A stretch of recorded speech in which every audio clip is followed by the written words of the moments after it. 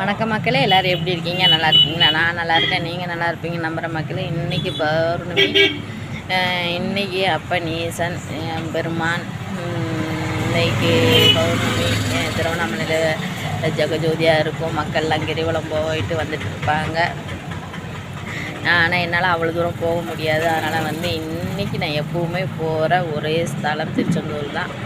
எப்போவுமே பௌர்ணமிக்கு நம்ம இங்கே போகிறதுனால 2 சாமி இங்கே நினச்சிக்கிது நான்.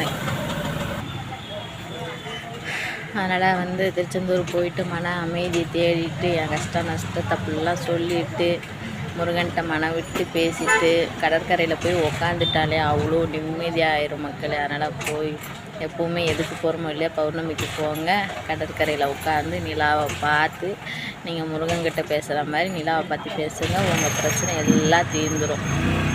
இது வரைக்கும் என் பிரச்சனை எவ்வளோ பிரச்சனை என் தலைக்கு மேலே இருந்திருக்கு. அவ்வளவு சொக்கு பொடி ஆக்கி இன்றைக்கி என்னை ஓரளவுக்கு என் பிரச்சனைலேருந்து என்னை தீர்த்து வெளியில் கொண்டு வந்திருக்காரு. அப்படி தான் சொல்ல முடியும். ஓகே மக்களே, நேற்று எங்கள் குலதெய்வம் கோயிலுக்கு போயிருந்த மக்களே, போயிட்டு நல்லபடியாக சாமியை தரிசிட்டு வந்தோம். நல்லபடியாக எல்லா மக்களும் நல்லா இருக்கணும்னு வேண்டிக்கிட்டாச்சு. போயிட்டு எல்லா சொந்த பந்தத்தையும் திருப்தியாக பார்த்தாச்சு. நம்ம யாருக்கும் கெடுதல் நினைக்கலை. அதனால் நம்மளை எப்பவுமே தெய்வம் நல்லா கரெக்டாக தான் வச்சுருக்கோம். அதனால் எப்படி சொல்கிறது, பிறருக்கு கொடுக்கும் இடத்தில் நான் இல்லை என்றாலும் பிறரை கெடுக்கும் எண்ணத்தில் நான் ஒருபோதும் இருந்ததில்லை. எல்லோரும் நல்லா இருக்கணும்னு தான் இது வரைக்கும் வேண்டியிருக்கேன். அதனால் கடவுளுக்கு தெரியும். அதனால் மனசார சாமி கும்பிட்டு வந்தாச்சு. அதனால் மக்கள் எல்லோரும் நல்லா இருக்கணும்னு வேண்டிக்கிட்டேன். சரி, திருச்செந்தூர் போகும்போது உங்களை வேறு ஒரு வீடியோவுடன் சந்திப்போம் மக்களே. எப்படி என்ன சொல்கிறதுன்னு தெரியல. எல்லோரும் நல்லா இருக்கணும், அதே மாதிரி என்னை சுற்றி இருக்கிறவங்களும் நல்லா இருக்கணும். அதுதான் நான் எப்போவுமே கடவுள்கிட்ட வேண்டிக்கிறது. ஆனால் ஒவ்வொருத்தங்க மனசில் ஒன்று வெளியில் ஒன்று வச்சு பேசிகிட்டு இருக்காங்க மக்களே. அது கடவுளுக்கு தெரியும். நம்ம யாரையும் அப்படி தப்பாக நினச்சதில்ல, தப்பாக பேசுனது கிடையாது. நேற்று கோயிலுக்கு போய் ஒரு விஷயத்தை நான் பார்த்ததுனால சொல்கிற மக்களே. சில பேரும் அப்படி தான் இருக்காங்க. நம்ம தான் நம்ம மனசை மாற்றணுமே தவிர அவங்க யாரும் மனசை மாற மாட்டாங்க போல் தெரியுது. எல்லோரும் நல்லா இருக்கட்டும். நம்மளும் டேக் இட் ஈஸியாக எடுத்துப்போம், ஜாலியாக இருப்போம். நம்ம யாருக்கும் எந்த விஷயத்தில் நம்ம குறைஞ்சி போகல, நம்மளும் நல்லா இருப்போம் மக்களே. இதுதான் சொல்லுவேன்.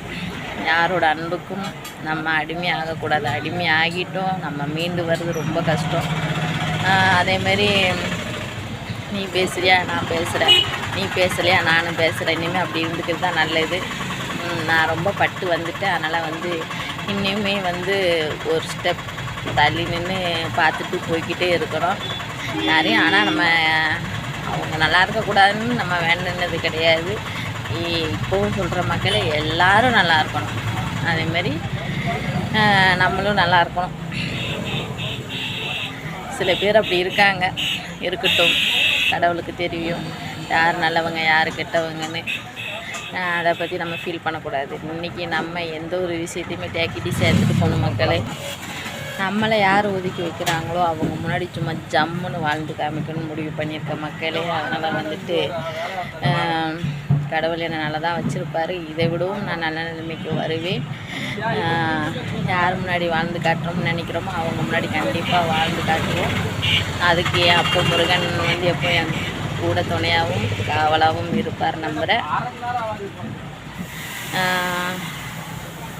அதை நான் சொன்ன மாதிரி தான், அள்ளி கொடுப்பதில் வல்லமை பெற்றவன் என் அப்பன் முருகன் தான்.